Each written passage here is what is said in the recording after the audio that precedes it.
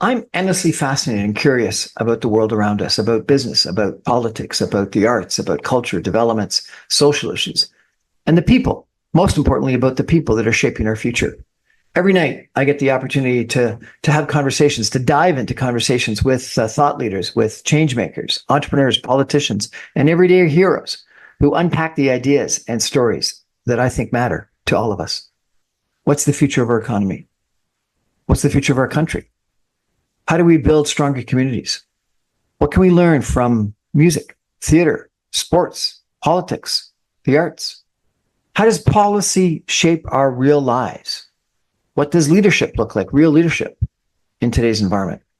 If it's interesting and relevant and topical and we're talking about it, you'll hear about it here at 6 o'clock on the Brian Crombie Radio Hour. I want to have real conversations, in-depth conversations. These are ideas we're sharing. This is the Brian Crombie Radio Hour. Thanks for joining me.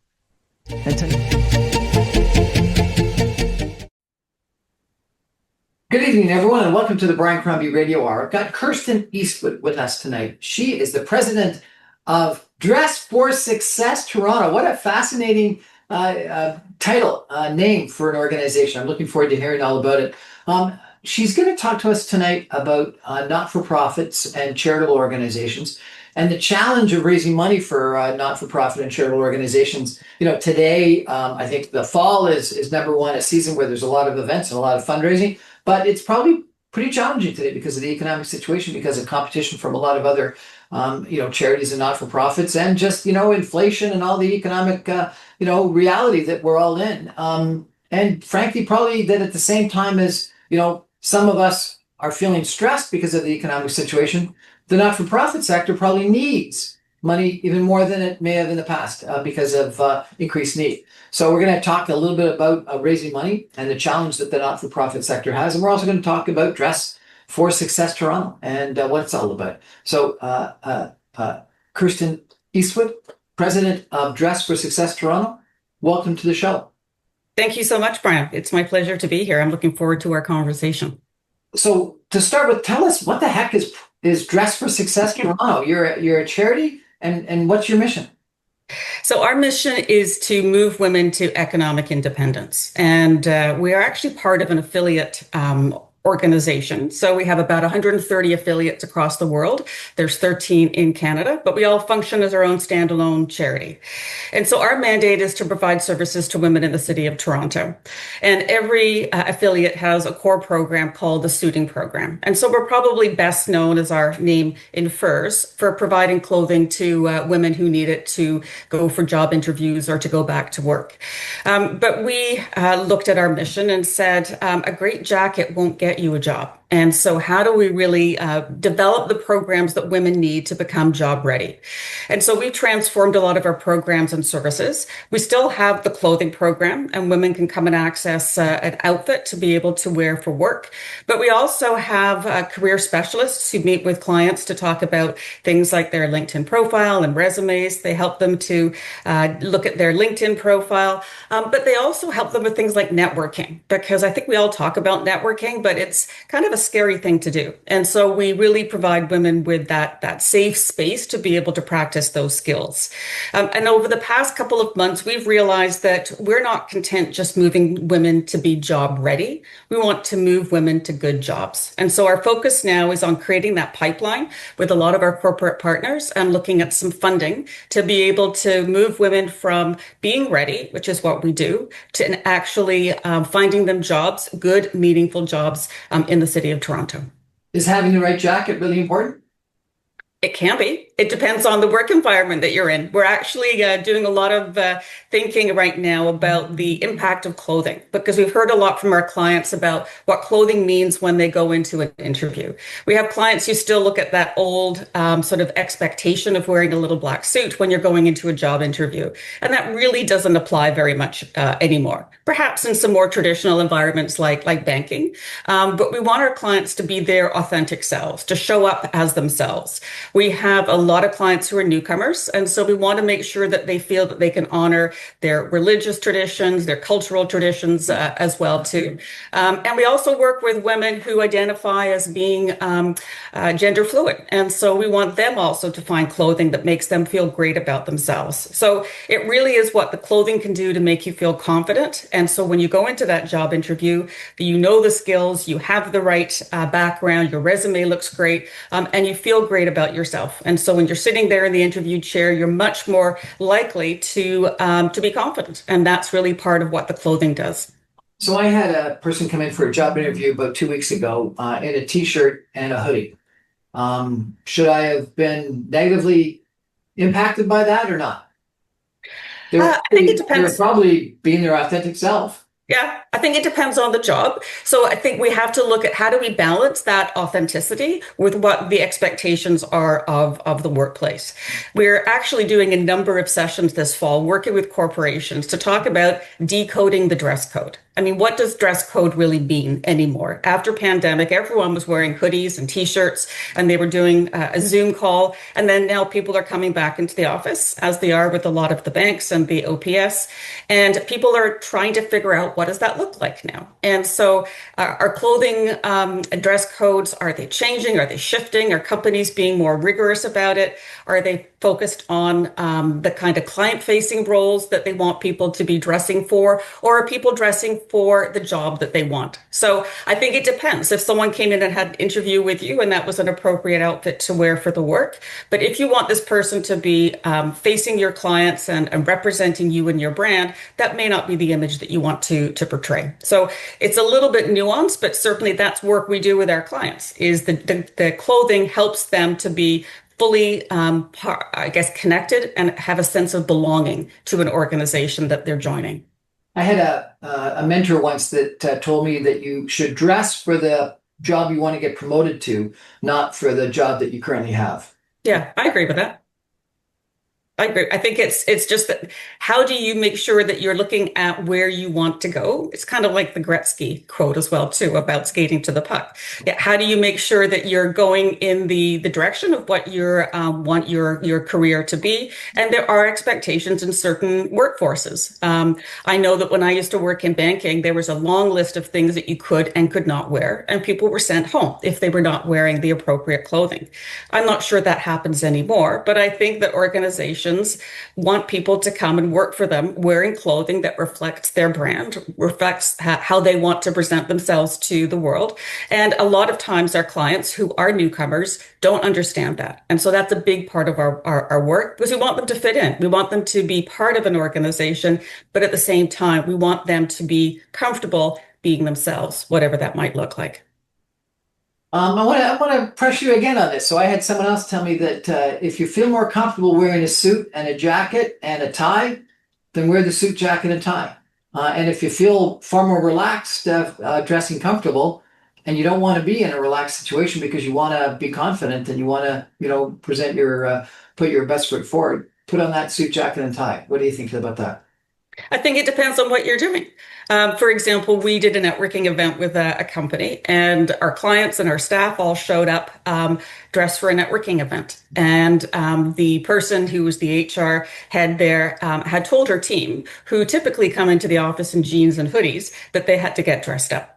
And so I think it depends on the situation. Perhaps jeans and hoodie or something that's an informal attire is fine if you're going to be, working in an environment where you're on the floor and you're doing some work in connecting cables underneath your desk, or you're doing some heads down work on a proposal or a grant application. But if I'm going to see someone about a proposal or a partnership, then I'm looking at what their expectation might be of that conversation. And if it's someone who's in a more traditional business line, then I'm going to be thinking about that as well too. You also mentioned, unemployment, and the unemployment levels are like, 15 to 17% for young people today. They're Very high. in some segments like 25% for new immigrants and people of color, etc. You focus on females only. Why only females? We used to work with both men and women. But because we're part of this affiliate program, and our core mandate is to support women, that's where we focused on over the past 16 years since we've been in Toronto. And I think that for some of that, it's that we have expertise that's very much aligned with women's economic development. That's what my team brings. And women approach work differently than men do. They bring different kinds of systemic barriers with them. We have clients who've experienced domestic abuse, who've experienced all kinds of isms in the workplace and in life. They have children. They might be single parents. And so we tailor our programs to support their needs. And so it's a very holistic approach. So if someone identifies as a woman, then we will provide service to them. And we have a very broad definition of women on our website. And so we do work with a range of people who aren't necessarily, white middle class women who come to see us. We certainly have a very diverse range of people that we work with. There are organizations who certainly provide those supports to men as well, too. Are unemployment levels between women and men similar? That's a good question. I think it probably depends on the demographic. Young people, and this is an age group that we've just started to work with, women 18 to 29. We find that a lot of our clients are very well educated, but the challenge for them is that confidence in applying for jobs that they may or may not be fully qualified for. So I'm sure you've heard this before, but a woman will make sure that she's got 85% or 90% of the skills that they're looking for before she will apply. Whereas a man might look at having a third or 50% and apply for the job. And so I think part of it is a different level of confidence. It's also different approaches to networking. And many of our clients don't have the kind of networks that other people have, male or female, if they've been living in Canada and have established connections to different community organizations, to different organizations in their neighborhood, that they've been part of a community for a long time. So I think that the job employment levels, it probably depends, because a woman might have to say, I can only work part-time because I need to look after my children.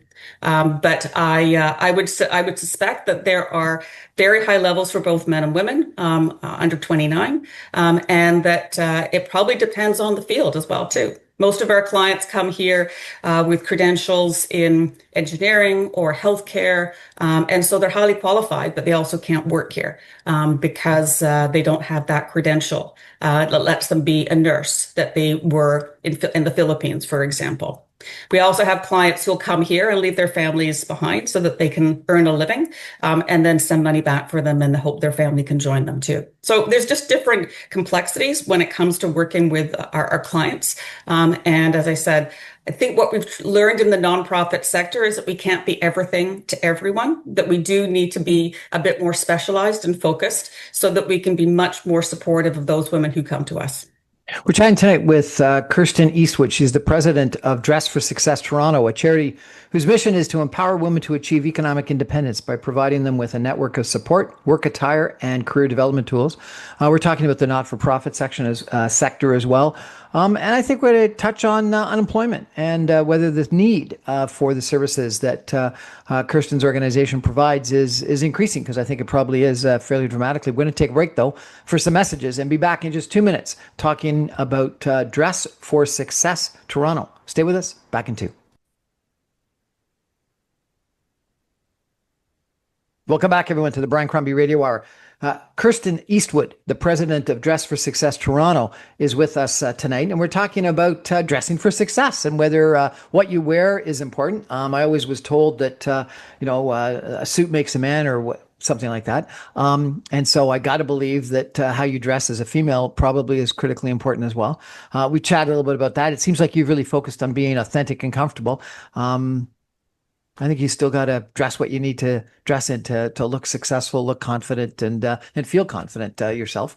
And maybe there's a happy medium between that. But let me turn, if I could, to the need. I had a career counselor text me saying that, and I've interviewed him before on my radio show, and he's saying we got to do a show because he says He hasn't ever in his career been inundated by as many resumes. He says layoffs, Brian, are rampant. You may not have heard it yet, but they're rampant, and people are really worried about their jobs and they want to send out resumes. And this is a big issue. I mentioned in the last section that I did a show with some people that were saying that youth unemployment is the third highest it's been in the last 25 years. And that in some of those segments of society, I think some of the ones that you were talking about, immigrants, colored, non-white sectors, et cetera, it's as high as 25%. 1 in 4 people are unemployed. Is the need up? Is unemployment, unemployment statistics that we see are up, but they're all sort of historical looking. What's your sense of people calling your organization for help? Is there a lot of fear out there? Is there a lot of concern out there? Is need up? Yeah, the need is definitely up. And there is fear, there's anxiety. I think there's also a sense of impact on mental health because it's very dispiriting looking for a job. I mean, we've all been there where you apply and you may or may not get a call back. And then if you get an interview, you may or may not get the job. And the whole process is very, very discouraging. And so the mental health implications are very, very difficult. And that's part of the work that we do is we bring women in so that they can share with each other, they can share with our career specialists and feel that they're not the only ones there. If you look at people who are in their 20s, they had part of their early career, perhaps in COVID, living on their own, living in a hybrid situation. A lot of them have not been in a workplace on a full-time basis ever. And so understanding the norms and behaviors and how do you perform in that workplace are also very difficult for them.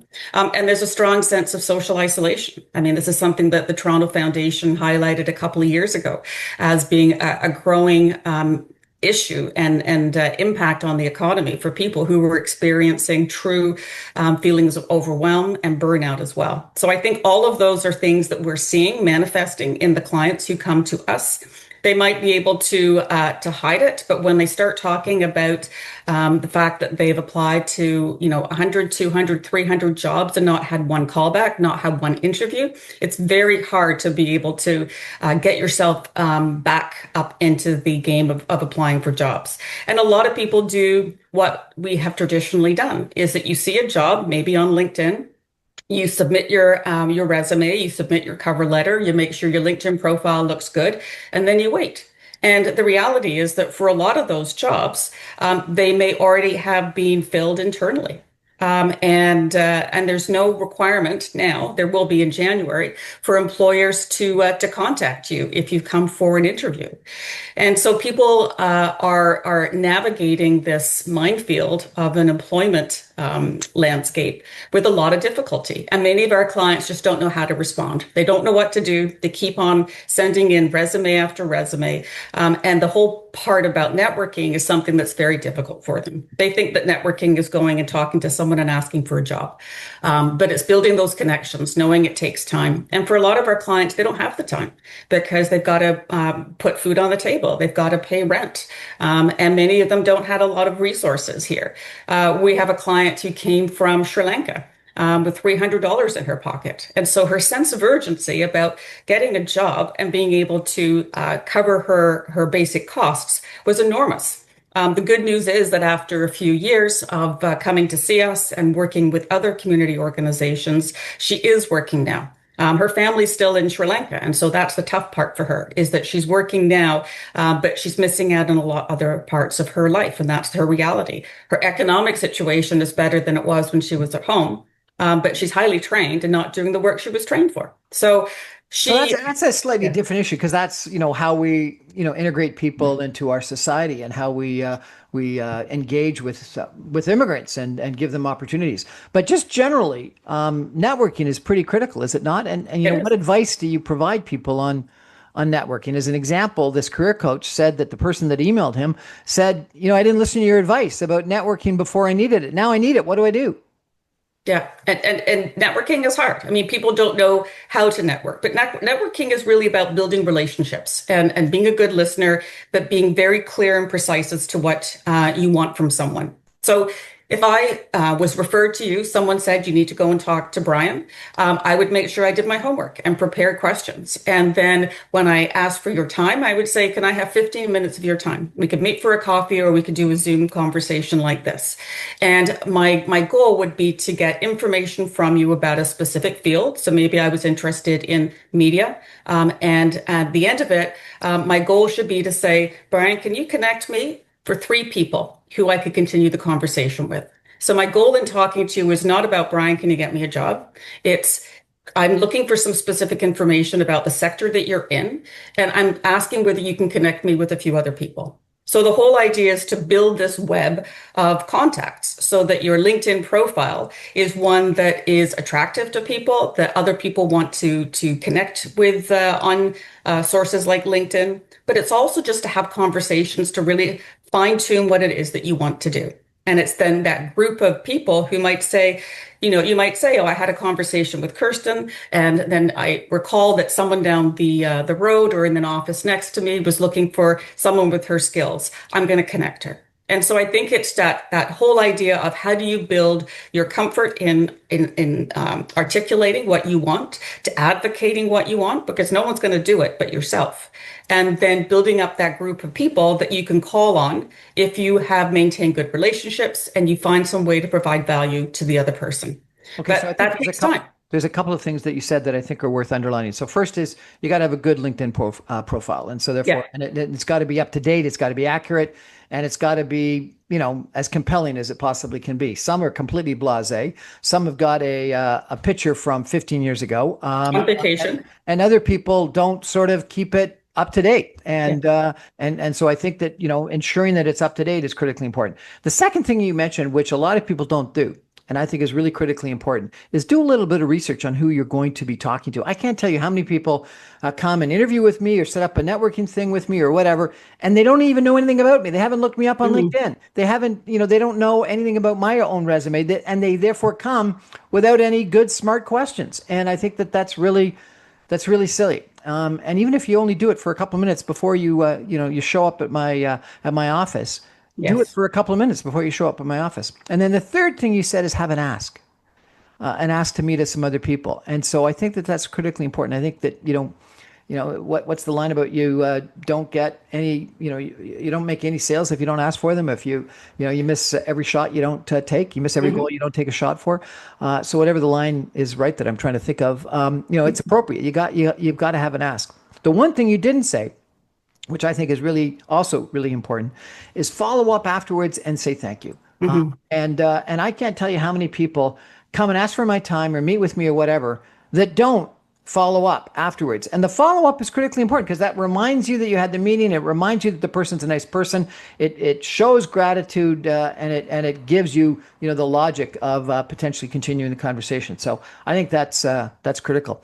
Tell Yeah. me, how do you tell some of the people that you're counseling to go to an event though? Like searching someone on LinkedIn is one thing, but going to an event, what Mhm. do you say about that?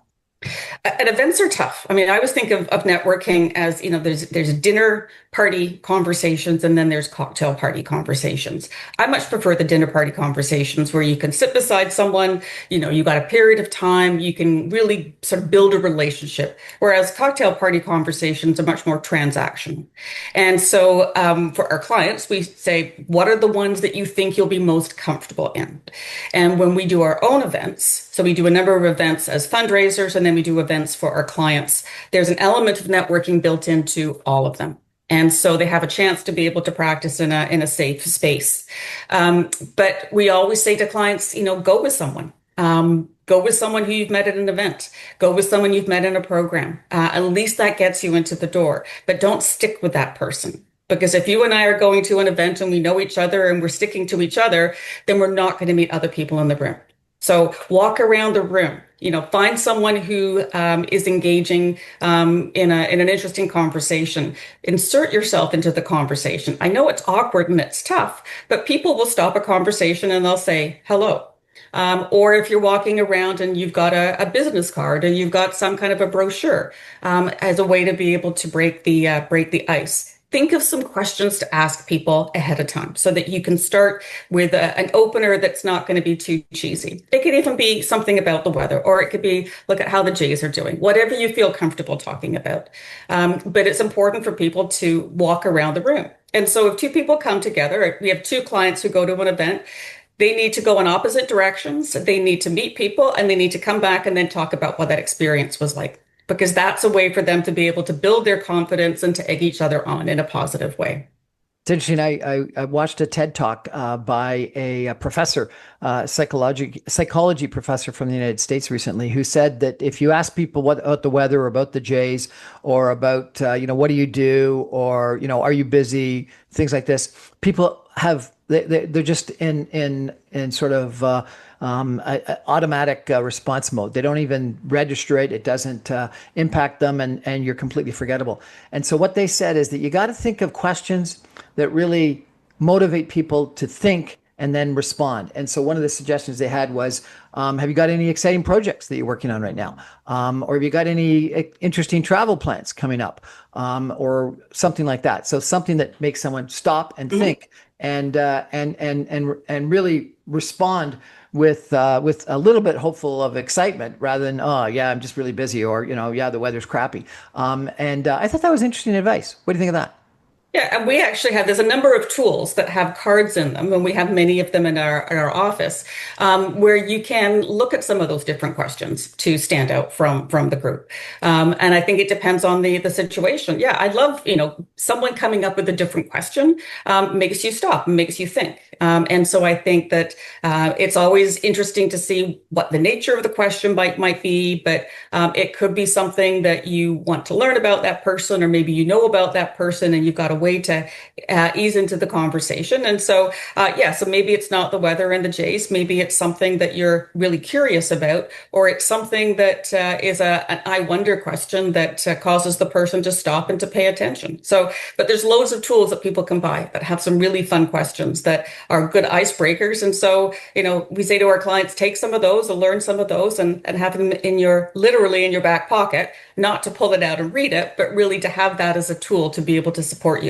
and make you feel more comfortable. But is networking important? Yes, it's very important. It's very important.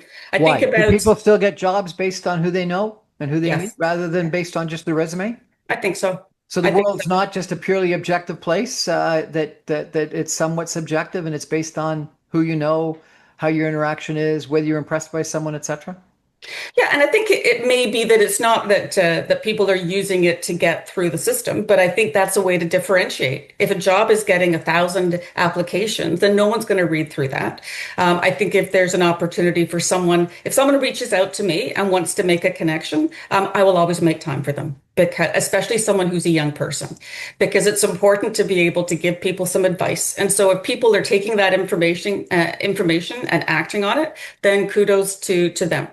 There are certainly people who got jobs because their parents knew someone or they connected with someone, but the person who's getting the job still has to do the hard work. They still have to do the heavy lift of meeting with someone and talking about them and trying to convince that person that they're a great hire. So I've made lots of connections, but then it's up to the person who follows up to be able to make it happen for them. So I don't have an issue with it. I think if people are trying to use it to get through the door and not have earned their way in, then that's a problem. But I think that networking is about building those relationships.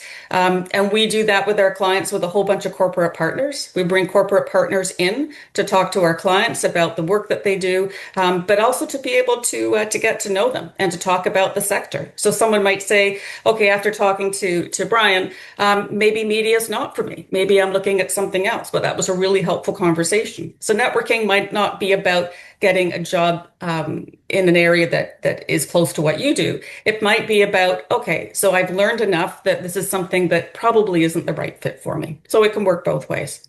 I think it's a lot less about who and getting your father or your mother or your uncle's recommendation, because that might help you get one job, but it's certainly not going to help you get a good career. I do think it's a lot about personality, about the individual. I think people want to work with people that they want to work with, that are nice, that can contribute to their team, that can contribute to their organization, and how do you assess that?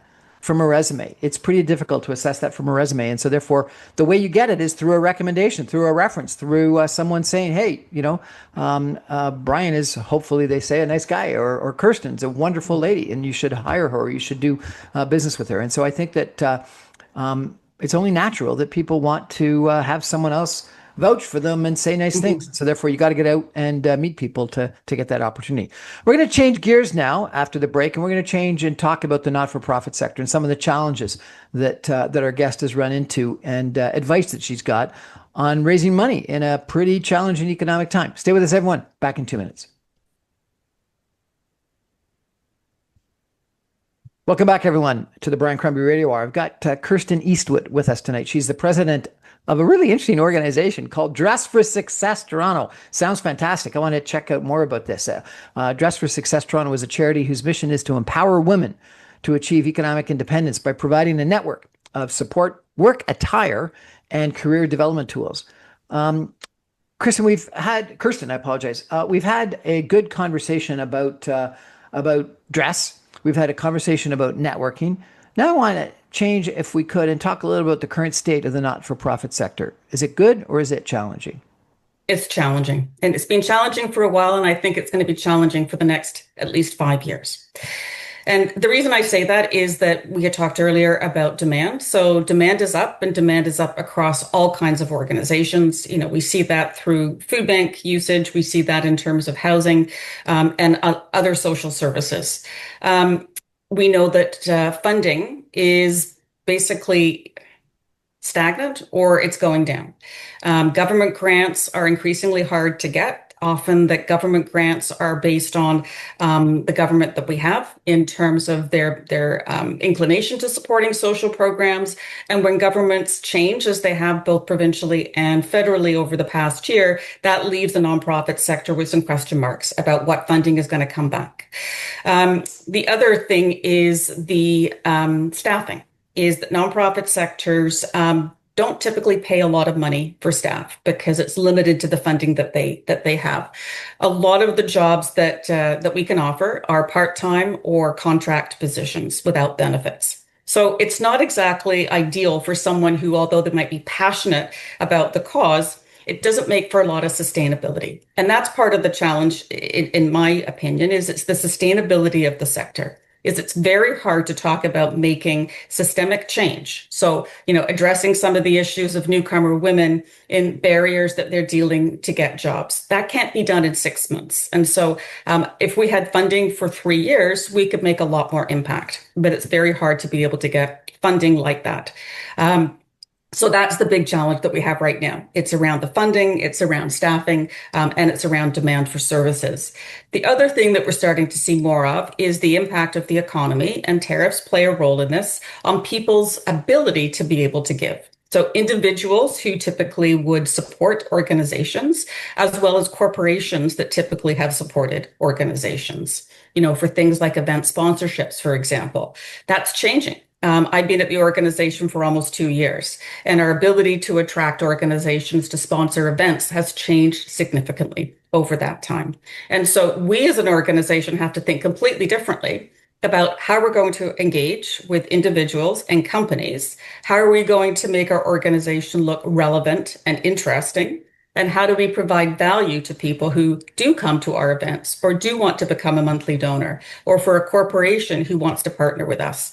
And so a lot of that has led us to doing some fairly innovative work. And we're able to do that in some ways because we don't have core funding. So that means we have no funding from government. We don't have United Way funding. And so we raise most of our money through some foundation grants and fundraising. But it means then that we can change things up. We can change programs. We can pivot, to use that overword, pandemic word. But we can also be much more nimble in terms of how we change what we're offering to organizations. So I always say we don't want to be a charity with our hand out. We want to partner with companies to be able to show community value.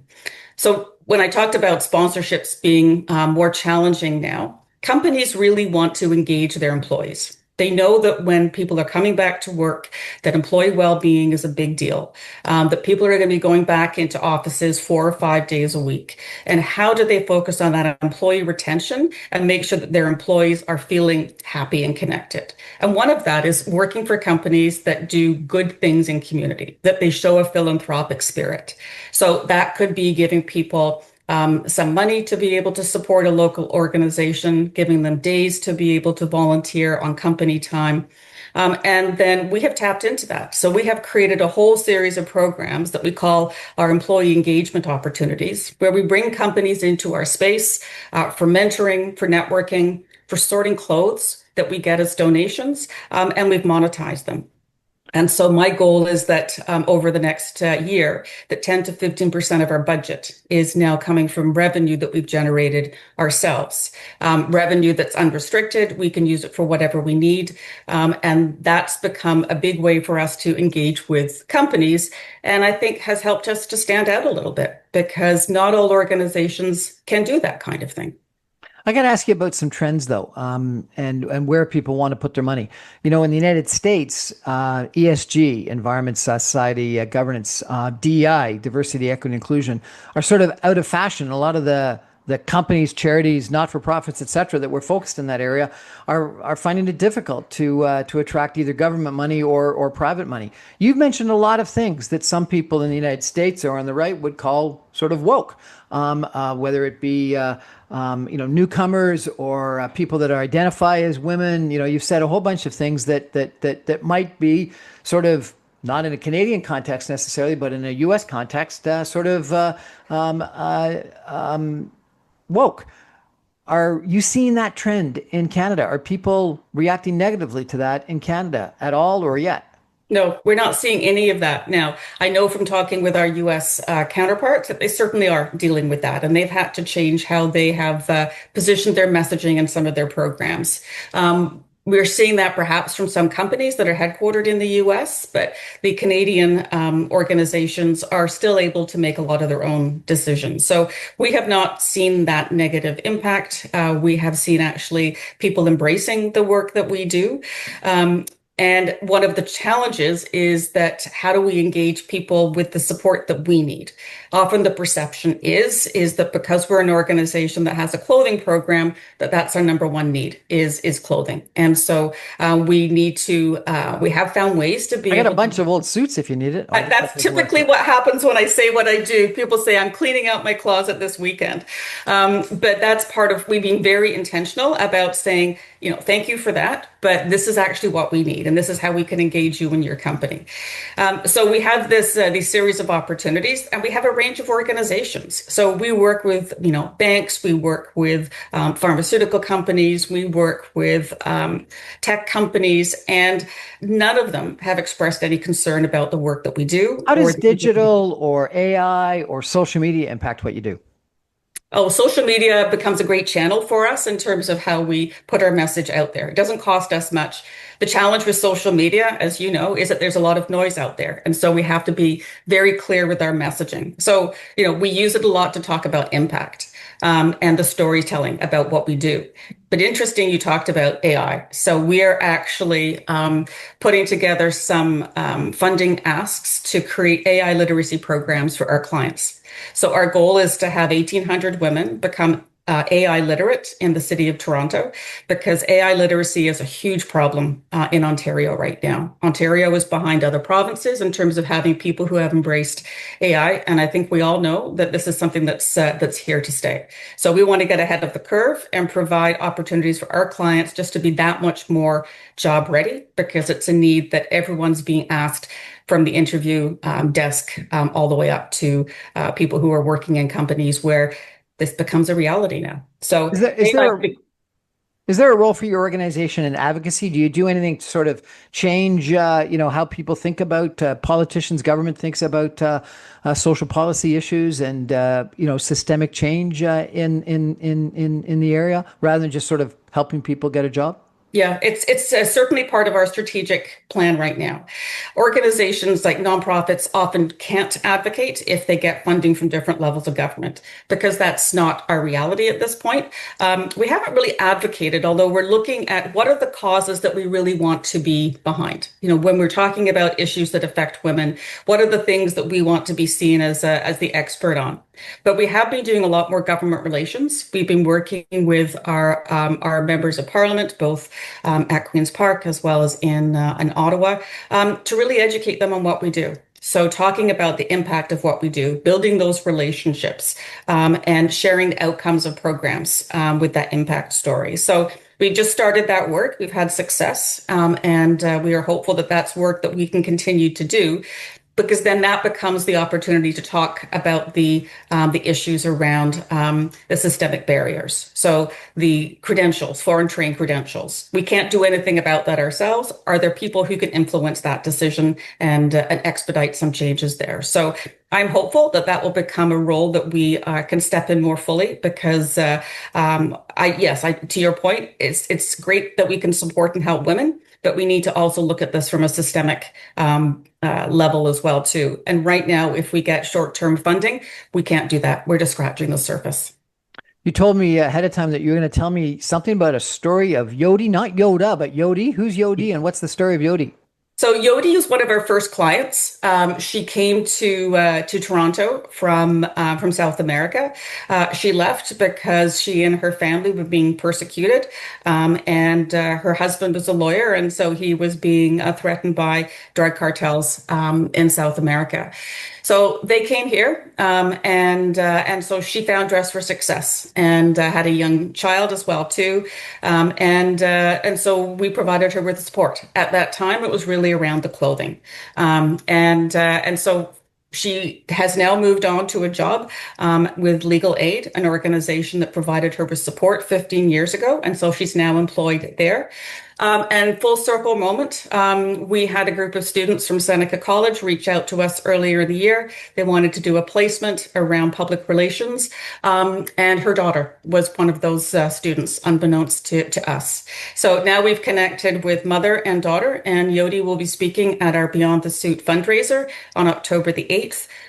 And she will also have with her the clothing that we gave her 15 years ago because she kept it, because she saw that as the first thing that someone gave her. There was no judgment. It was all support, and it was designed to make her feel better about how she went into the workplace as a newcomer. How did you get to where you are? It's interesting because you've got like a master's graduate degree in social innovation, and then you worked in what? In education. You were a professor at Seneca College, and then you were also working for York Region. Yeah. So you've had a whole bunch of different careers. How did you end up where you are today? That's a good question. My career journey has not been linear at all. I started off my career in tourism, and then worked in banking, and then spent 10 years as an entrepreneur. And I think I just looked at opportunities and took them. But I think that everything that I had done up until I started working at the Women's Centre of York Region was finding that passion for the nonprofit sector. And so I think that when I started working at the Women's Centre, I saw that I could apply skills that I had, in terms of thought leadership, strategic thinking, partnership development, and I could bring all of those to the nonprofit context. So I really fell into it. It was not an intentional looking for it. I hadn't really even thought about the nonprofit sector, but it was something that maybe come home at the end of the day and laugh about what I had done at work, to cry over what I had done at work. 10 years in banking, I never cried about what I had done at work. And so it was an opportunity for me really to make a difference. I know that sounds pretty trite, but really knowing that I've connected with people whose lives could be changed because of the work that we're doing. I think that's so critically important in life and careers is to do something where you think you're really contributing. And so I congratulate you for that. But I got to ask you, one of your businesses was a salad dressing business. What's your favorite salad dressing? Oh, Caesar salad for sure. Yes, I had a salad dressing called it was lettuce dress. So it was a play on the words. Actually, the necklace I'm wearing is something I wore from a marketing perspective. It's actually a head of lettuce. And so I created the salad dressing that I had been making for friends for years. And people had said, I should try it. And I did. No expectations, but I got it into a number of food specialty stores across Toronto. I still have the trademark of the product, and maybe at some point I'll bring it back. But I didn't want to be someone who made a whole line of salad dressings. I only wanted to make the one. But it was one of those windows of opportunity. I learned a huge amount about the food industry and also about marketing a food product, and I had fun with it. So it was one of those things that I didn't want to have regrets about never doing it. You've got a big event coming up on October the 8th, I understand, called Beyond the Suit. Tell us a little bit about it if you could. So this is our signature fundraiser. It's at CIBC Square right downtown. And it's a chance for people to come together to be able to have some good food, good drinks. We have an amazing auctioneer called Lane, the Auctionista. We have some fabulous experiences that we're going to be auctioning off. And then we have fun activations. We have a balloon pop, we have a photo booth, and one of the trademark characteristics of our events is that they're fun. People come after work, they mix with each other. We have a combination of clients, of volunteers, our board, our staff, and we have a lot of our corporate and individual partners. So it really is a fun celebration of the work we do. People leave with a better sense of what the organization does, and all the funds that we raise will support our career development programs. So it's having fun and making a difference. If people are potentially interested or maybe want to buy a ticket, where do they go? Is there a website? They can go to our website, which is dressforsuccesstoronto.org. dressforsuccesstoronto.org. We're going to take a final break. And when we come back, our guest, Kirsten Eastwood, has got 6 summary recommendations for us on how we can be more successful and some of the things that she tells some of her clients and what they got to do to be more successful. So this is something that's going to be interesting to hear. Back in 2. Stay with us, everybody.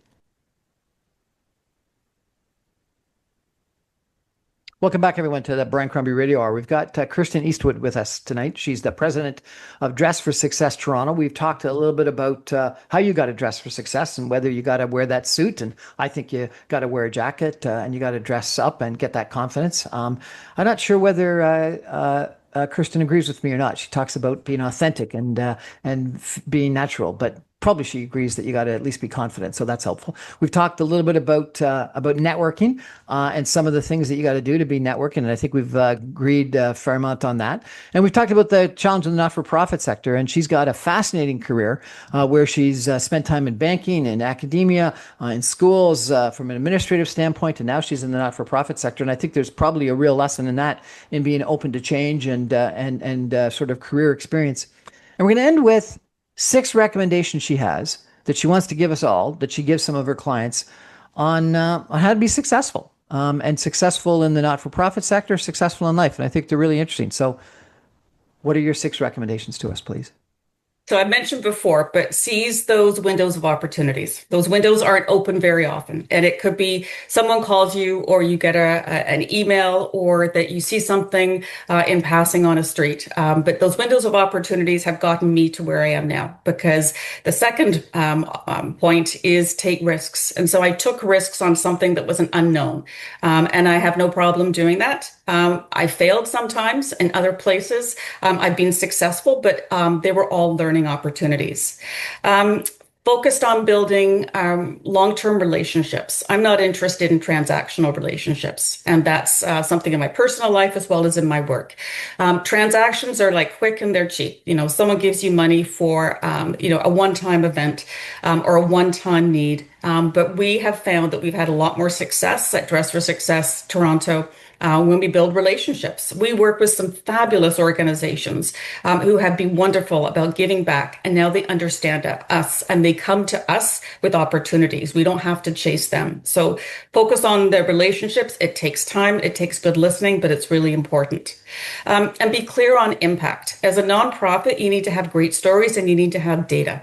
So when you're trying to convince someone to give you money, whether it's fundraising or a funder, you need to talk about impact. You have to have the stories like a Yodi, or you also have to have the knowledge that people want to be part of something that makes a difference, and they want that return on investment. So if you're going to give me $100,000, I need to be able to say, we were able to help X number of women, or these number of women got jobs or went back to school, so that you feel you've been part of that change.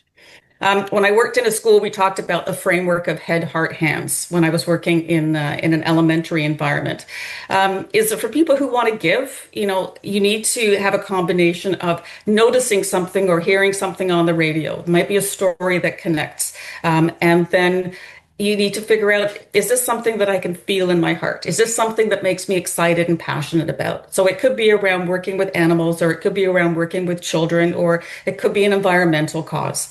And then think about what you can do about it. So the combination of head, heart, hands connects people's, their logic, their hearts, and then their ability to make a difference.